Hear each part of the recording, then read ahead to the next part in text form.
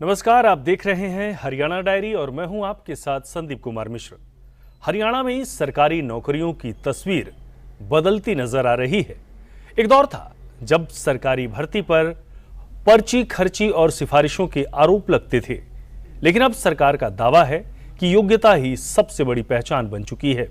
इसी संदेश को और मजबूत करने के लिए पंचकुला में राज्य स्तरीय इंडक्शन कार्यक्रम आयोजित किया गया, जहां मुख्यमंत्री नायब सिंह सैनी ने ग्रुप डी के 3056 नवनियुक्त कर्मचारियों को नियुक्ति पत्र सौंपे। कार्यक्रम के दौरान उन्होंने दोहराया कि हरियाणा में अब बिना पर्ची बिना खर्ची केवल एक नारा नहीं, बल्कि सरकार की कार्यशैली और भर्ती व्यवस्था की नई पहचान बन चुका है।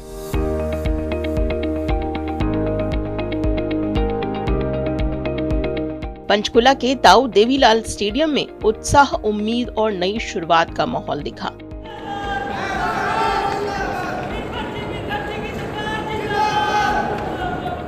हजारों परिवारों के सपनों को नई उड़ान देने वाला ये मौका तब ऐतिहासिक बन गया जब मुख्यमंत्री नायब सैनी ने ग्रुप डी के 3056 चयनित युवाओं को नियुक्ति पत्र सौंपे।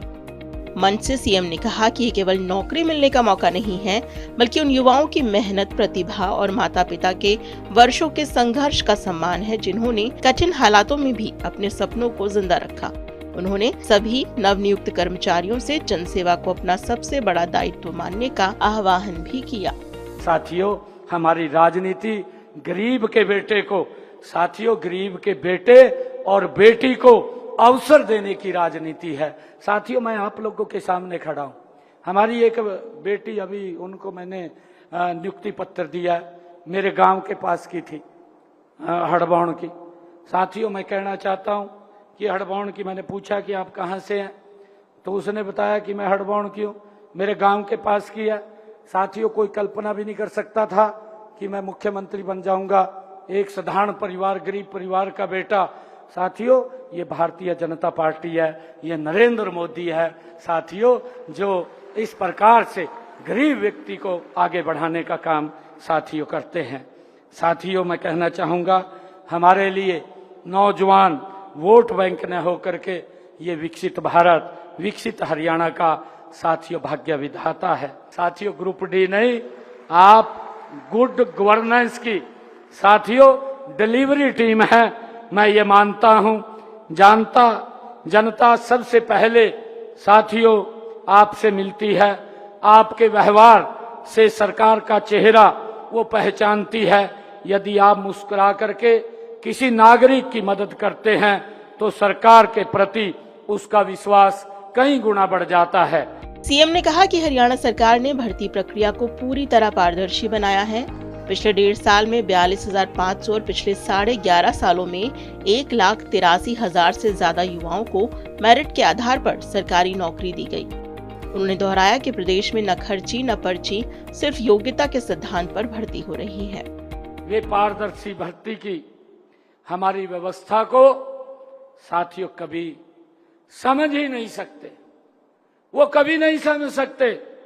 साथियों, उन्होंने युवाओं के सपनों पर अपनी दलाली की दुकानें चलाई हैं। युवाओं के सपनों के ऊपर अपनी दलाली की दुकानें चलाई हैं। साथियों, वे आज हमसे रोजगार का हिसाब मांगते हैं।